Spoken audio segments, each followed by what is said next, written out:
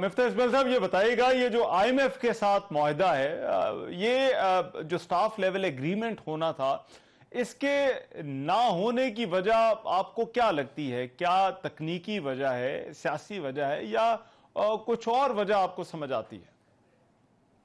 जो 3 requirements IMF की थी कुछ दिनों पहले, जो इनका ट्वीट, उसमें इन्होंने कहा था कि हम चाहते हैं कि हम बजट्स के नंबर देखें। दूसरा कि वो हम चाहते हैं कि एक्सचेंज रेट में जो पाकिस्तान में फर्क है इंटरबैंक और ओपन मार्केट रेट, उस फर्क को कम किया जाए, और और फॉरेक्स के ऊपर जो इंपोर्ट के ऊपर रिस्ट्रिक्शन है उसको खत्म किया जाए। और तीसरी चीज थी कि ये पाकिस्तान को जो एक्सटर्नल फंडिंग चाहिए अगले साल, मतलब ये आईएमएफ का रिव्यू खत्म करने के लिए उनके तखमीने से 6 बिलियन की चाहिए। तो $6 बिलियन का आप एक्सटर्नल फंड अरेंज कर लें अपने दोस्त ममालिक वगैरह से। अच्छा, उसमें से हमने 3 किए हैं और गालिबन वही स्टेकिंग पॉइंट है मेरे ख्याल से कि हम वो पूरे 6 बिलियन अरेंज नहीं कर पाए और इसलिए आईएमएफ जो है वो प्रोग्राम नहीं कर रहा है। अच्छा, अब हुकूमत ऐसे इशारे दे रही है कि हो सकता है मौजूदा प्रोग्राम मुकम्मल ना किया जाए और एक नए प्रोग्राम में चले जाएं।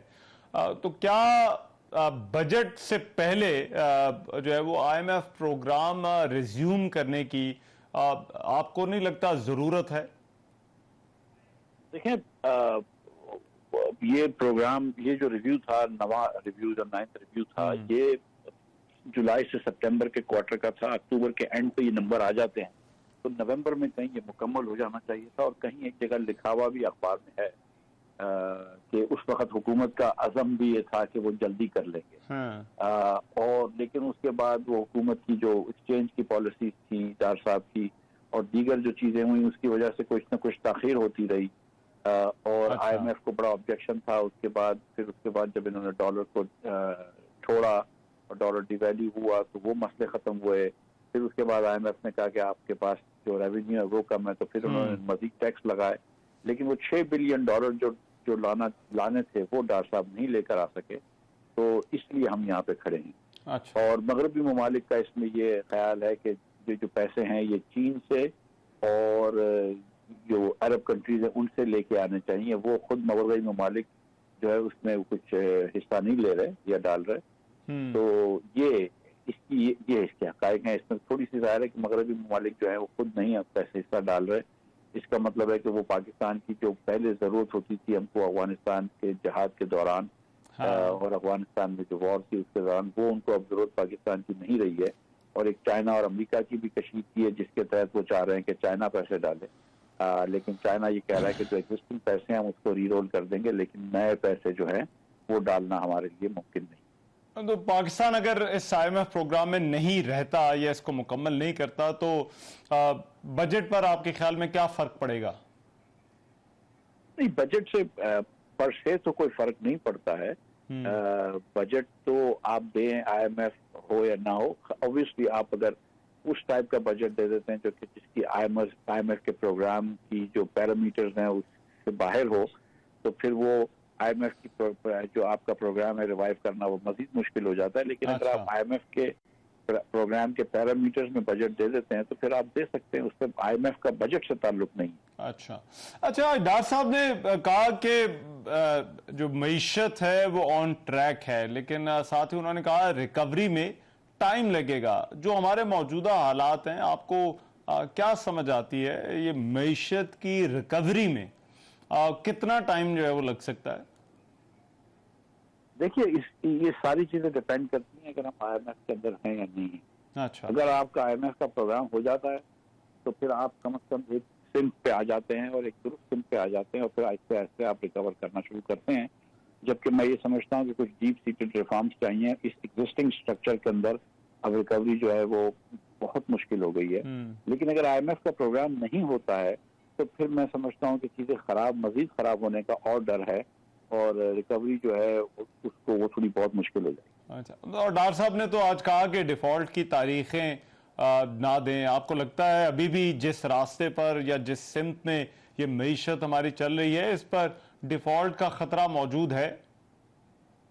मैं तो बहुत अरसे से ही कह रहा हूँ कि अगर आईएमएफ हमारे साथ है तो हमारे पास ये बेस्ट इंश्योरेंस है डिफॉल्ट के खिलाफ।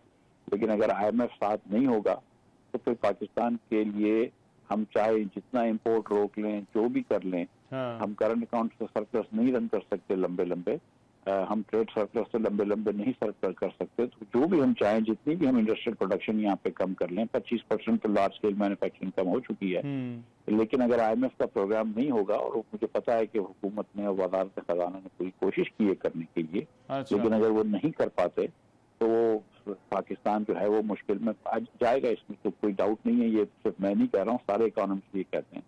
अच्छा, अच्छा। लास्टली ये बताइएगा मिफ्ता इस्माइल साहब, ये महंगाई क्यों रिकॉर्ड बना रही है? ये तारीख में 76 सालों में कभी भी इतनी महंगाई नहीं हुई। अब आपको क्या समझ आती है, इसकी वजह क्या है?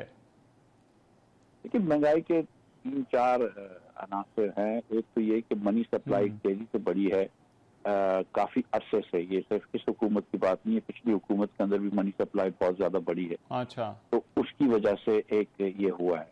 दूसरा है कि जो रुपया डिवैल्यू होता है, तो रुपए में जो इम्पोर्टेड चीजें होती हैं, मसलन ईंधन है या दीगर चीजें हैं, वो महंगी हो जाती हैं। तीसरी चीज ये कि अब थोड़ी सी जो है वो नॉन फूड नॉन एनर्जी जो कोर इन्फ्लेशन है वो भी बढ़ रहा है। इसका मतलब है कि थोड़ी इन्फ्लेशनरी एक्सपेक्टेशन भी सेट हो गई है, कि लोग ये समझते हैं कि क्योंकि महंगाई होगी तो वो अब महंगाई को एक्सेप्ट भी करते हैं, जो दुकानदार हैं वो अपनी कीमतें भी बढ़ा लेते हैं वगैरह वगैरह। तो और फिर दुनिया में भी तो ऑब्वियसली एक महंगाई की साइकिल आई है। उसके बाद पाकिस्तान के अंदर, क्योंकि पाकिस्तान में यहाँ पर डिफॉल्ट का खतरा है और कम नहीं कर पा रही हुकूमत, तो उस डिफॉल्ट के खतरे की वजह से हमारा रुपया जो है वो बतदरीज गिर रहा है, मजीद गिर रहा है डॉलर के सामने, और उससे हमारा और इन्फ्लेशन इम्पोर्ट हो रहा है। तो बहुत सारे फैक्टर्स हैं इकोनॉमिक्स में, आपको पता है कॉम्प्लिकेटेड चीजें होती हैं। अच्छा, तो एक कोई चीज को वो नहीं मुरीद इल्जाम ठहरा सकते, लेकिन मनी सप्लाई भी बड़ी तेजी से बढ़ी है, क्योंकि हुकूमत को फंडिंग करनी होती है, हुकूमत का डेट बहुत बढ़ गया है, हुकूमत के इंटरेस्ट पेमेंट बहुत बढ़ गए हैं, तो बहुत सारी चीजें। आप ये कह रहे हैं एक फैक्टर जो है वो नहीं है, बहुत